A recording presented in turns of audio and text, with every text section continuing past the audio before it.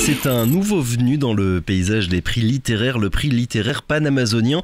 Sa création avait été annoncée il y a 2 ans quasiment à l'occasion du Salon international du livre de Guyane. 2 ans plus tard, ça y est, le premier lauréat ou la première lauréate de ce prix sera annoncé vendredi. Pour en parler, nous sommes ce matin avec l'une des membres du jury de ce prix littéraire panamazonien, Marie-Annie Katico. Bonjour. Oui, bonjour, monsieur Zami. Merci beaucoup. Et bonjour aux éditeurs. Merci beaucoup d'être avec nous malgré les complications de transport qu'il y a en ce moment, qu'il y a depuis quelques jours, pour parler donc de ce prix littéraire panamazonien. C'est quoi son objectif premier, la raison pour laquelle vous avez décidé de créer ce prix? Je pense que c'est de la visibilité par rapport à la production littéraire sur notre territoire et sur les territoires qui nous entourent. Et la valorisation de ceux qui écrivent en Guyane. Ou sur la Guyane. Vous aviez annoncé sa création du coup il y a 2 ans, en 2019. Oui, dans le cadre d'un partenariat avec Promolivre. Il a été annoncé dans le cadre du Salon du Livre. Et cette année, nous l'annonçons de façon définitive, puisqu'il a eu lieu à nouveau dans le cadre, non pas du Salon du Livre, mais dans le cadre de la rentrée littéraire. Et qu'est-ce qui s'est passé du coup durant ces 2 dernières années? Qu'est-ce qu'il a fallu faire? Qu'est-ce qu'il a fallu travailler pour que finalement ce prix puisse voir le jour aujourd'hui? Justement, c'est une gestation. Il a fallu trouver des personnes qui sont susceptibles d'écrire, qui s'intéressent à la littérature, les encourager, leur donner le temps qu'il faut, rallonger un petit peu, même le temps donné, constituer les membres du jury, et puis bien se plancher sur comment organiser ce prix. Alors, des prix littéraires, il y en a beaucoup, il en existe beaucoup. C'est quoi la différence entre celui-ci, ce prix panamazonien, et d'autres prix littéraires qui existent déjà, comme le prix Carbet de la Caraïbe, par exemple? Il est guyanais, celui-là, d'abord. Je pense que c'est ça que nous devons savoir. Ensuite, il nous permet de nous centrer sur nous-mêmes. En général, il faut attendre une consécration qui vient de l'extérieur. Et vous savez que quand nous sommes loin, nous sommes des petits territoires, et puis nous sommes des territoires neufs dans ce domaine. Donc il faut, on n'est pas forcément en équilibre avec les autres prix. Et donc c'est d'abord ça, soi-même, se regarder, s'évaluer et se valoriser. C'est ça. Ensuite, l'idée c'est aussi de donner un côté événementiel et festif à la culture. C'est notre contribution à nous qui appartenons au domaine du livre, de faire en sorte que l'écriture, la littérature, la poésie, enfin bref, que tout ça existe aussi à travers un prix, un grand prix, et un prix qu'on se veut absolument pérenne. Et la différence majeure, j'ai envie de dire, avec les autres prix littéraires qu'on connaît, c'est que le vôtre va récompenser un manuscrit, un livre qui n'a pas encore été publié. Tout à fait. Merci de le préciser. Il ne s'agit pas de primer un livre, il s'agit de primer un manuscrit, parce que nous avons voulu quelque chose d'inédit. Voilà. Et donc, à partir du moment où ce manuscrit est primé, la deuxième gageure, c'est de l'éditer. Et ça tombe très bien parce que, à l'origine, ce prix est créé par une maison d'édition, les éditions Rimané, qui ont donc la capacité de pouvoir éditer ce livre. Parce que souvent, quand on organise des prix littéraires, après, il faut aller à la pêche de qui pourra éditer, qui pourra financer. Donc, c'est aussi un risque financier que prend... Oui, c'est un pari sur l'avenir que vous faites, et c'est une confiance que vous donnez aussi à un auteur qui débute tout juste. Tout à fait, qui débute tout juste. Donc, c'est vraiment un focus. Et donc... je trouve que l'originalité, c'est qu'on n'est pas seulement centré sur soi, on est centré sur la zone à laquelle on appartient, et c'est une façon de s'immerger aussi, de n'avoir pas les yeux toujours tournés vers la distance qui nous sépare Regardez ce qui nous rapproche plus que ce qui nous sépare finalement. C'est ça. On reviendra sur cette question si vous le voulez bien dans quelques minutes. J'aimerais aussi qu'on revienne finalement sur ce que va gagner ce premier lauréat ou cette première lauréate. Vous l'avez dit, donc une publication, mais aussi une somme de 600 €, c'est bien ça? Oui. Alors là, je vous prie de m'excuser. Je dis oui, mais je n'ai pas cette assurance-là. D'accord. Je suppose que oui, parce que je l'ai entendu. Il me semble avoir entendu cette information, en tout cas. On la confirmera. Mais ce qu'elle va gagner surtout, c'est qu'elle sera éditée. C'est donc toujours de la visibilité, de la reconnaissance et aussi de l'assurance, parce que c'est passé par un jury. Voilà. Et donc, quand on écrit, si on ne le propose pas aux autres, si on n'a pas ce regard extérieur, on ne sait pas ce qu'on vaut vraiment. C'est quoi les conditions qu'un auteur doit remplir pour pouvoir être sélectionné ? Alors, pour être sélectionné, on a une thématique qui est la Guyane. Et cette thématique, elle est très vaste parce qu'il s'agit de valoriser les singularités de la Guyane dans tous les domaines, historiques, le domaine social, culturel, économique, peu nous importe. C'est d'abord valoriser le territoire. Alors, quand je dis la Guyane par habitude, mais les territoires concernés, parce que ce n'est pas que la Guyane qui est concernée. Quel territoire précisément ? Alors, ce prix est panamazonien, donc ce sont les territoires qui bordent l'Amazone. Donc, je ne vais pas tous les citer. Il y en a beaucoup. Mais vous avez le Brésil, la Colombie, le Venezuela. Et par extension, vu notre histoire qui est commune, nous avons aussi la Caraïbe. D'accord. Donc, dans le panamazonien, il faut aussi entendre nos voisins, nos frères de la Caraïbe. Avec des œuvres qui sont uniquement francophones ? Non, pas du tout. Elles peuvent, à partir du moment où elles peuvent appartenir à la Colombie et au Pérou, elles ne sont pas francophones. Mais quand elles nous arrivent, elles doivent être traduites en français. D'accord. Voilà. Mis à part la zone géographique, à savoir, vous nous l'avez dit, tout le territoire panamazonien, est-ce que ce prix il aura une couleur particulière ? Est-ce qu'il aura vocation à récompenser, à mettre en avant certains sujets qui seront traités, un ton aussi peut-être, un style littéraire en particulier ? Non. Tous les styles sont acceptés. Roman, poésie, nouvelle. Tout est accepté. Alors, c'est un prix que vous remettrez aussi tous les 3 ans. Pourquoi 3 ans et pas chaque année, comme c'est le cas pour de nombreux autres prix littéraires ? Parce que nous sommes ambitieux, justement. Certains considèrent que c'est trop de temps. Moi, je fais partie de ceux qui pensent que si on veut donner de la suite à ce prix, il ne s'agit pas de faire quelque chose qui va faire beaucoup de bruit et puis après qu'on n'entendra plus. Parce que, comme je vous disais tout à l'heure, il faudra l'éditer déjà, ce prix.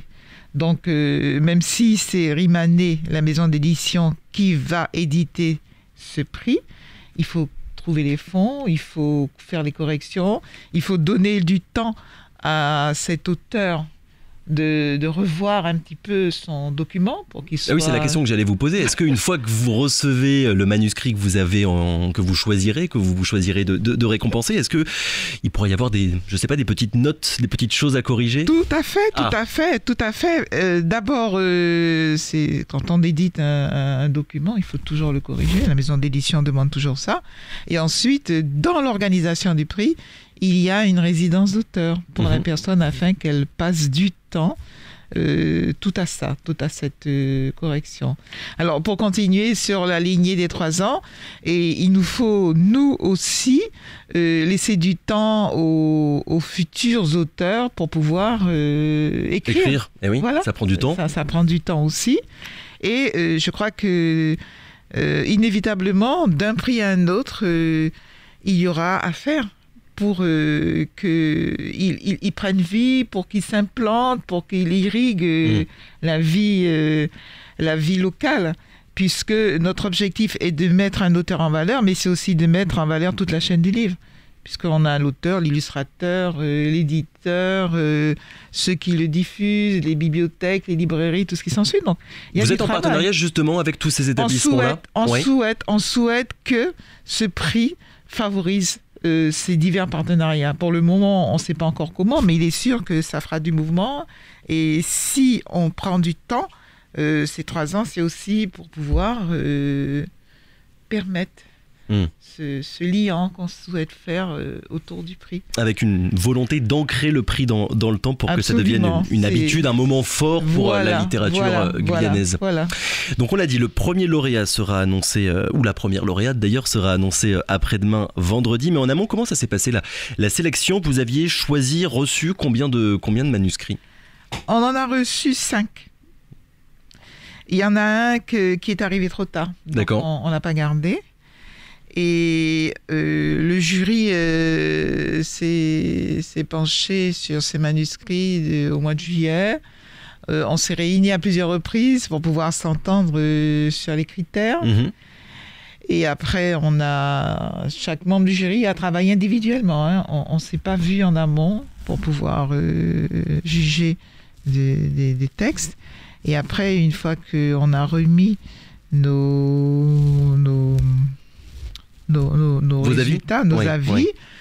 Là, on s'est réunis il n'y a pas trop longtemps, il y a peut-être 15 jours, pour faire le point, pour s'entendre de façon définitive. Je vais juste vous demander de décaler un petit peu votre bouche avec le masque parce que ça frotte sur le micro, ou de le retirer, voilà, tout simplement. Au moins, c'est beaucoup plus simple. Est-ce que vous pourriez nous donner, vu qu'on parle de ça, quelques pistes sur les manuscrits que vous avez reçus, qui sont passés entre les mains du jury? Il y avait de quoi à peu près dans ces 4 manuscrits? Alors, dans les manuscrits, d'abord, je ne pense pas que je vais trahir en disant que c'était que des lauréates. Déjà ça. 4 manuscrits, 4 femmes. 4 femmes. Voilà, 4 femmes. Donc c'est un scoop. Et ensuite, comme on a demandé qu'il y ait des auteurs de différents pays, je dois dire qu'il n'y a pas que la Guyane, il y a aussi les Antilles. Et donc on a des couleurs variées. On a la Martinique, la Guadeloupe et puis la Guyane sur ces textes. Et en général, c'est des récits de vie, des nouvelles, presque de la science-fiction sur 1 ou 2 textes. D'accord. Justement, puisque vous avez abordé la question, enfin le fait que sur les 4 manuscrits que vous aviez reçus, 100% avaient été écrits par des femmes, j'ai regardé la composition du jury. Il y a 10 membres, 9 femmes, un seul homme. Les hommes ne lisent plus, ne s'intéressent plus à la littérature? Non, il y a sur le document, en fait, il y a 4 membres du jury, même 5 membres du jury. L'autre page, c'est destiné, ce sont les personnes qui ont participé. D'accord. Et donc, il y a un homme. Mais vous savez qu'en général, les hommes, c'est, pour certains secteurs, c'est la denrée rare. Donc, on a quand même un homme et il est de poids. Sinon, je ne peux pas dire que les hommes ne lisent pas. Non, je ne peux pas dire ça. Je crois qu'en Guyane, les femmes sont omniprésentes, ça on le sait. Donc, une fois de plus, dans le secteur du livre, de la lecture, de la littérature, c'est un petit peu ça. Mais au-delà du sexe, qui est-ce qu'il y a dans ce jury? Alors, qui y a dans le jury? Un écrivain. L'homme, c'est un écrivain, c'est quelqu'un qui vit dans l'Ouest et qui a une grande sensibilité pour tout ce qui concerne les valeurs sociales de l'Ouest et qui a aussi un regard sur notre région panamazonienne. Et c'est quelqu'un qui a l'habitude de travailler sur l'essai et qui a aussi édité, produit des écrits sur la littérature bushinengue. Il est très sensible à cette littérature-là, sur la vie culturelle bushinengue. Ensuite, nous avons un professeur de lettres. Elle enseigne le français dans un collège. En Guyane? En Guyane. D'accord. Elle a déjà, tous les membres du jury sont guyanais? Ou d'origine guyanaise, oui. Oui, ils sont guyanais, d'origine guyanaise, mais avec la diversité que constitue la Guyane. Donc, voilà. Ensuite, cette dame-là, qui est professeure de lettres, a elle-même écrit aussi et s'intéresse particulièrement à la musique traditionnelle guyanaise.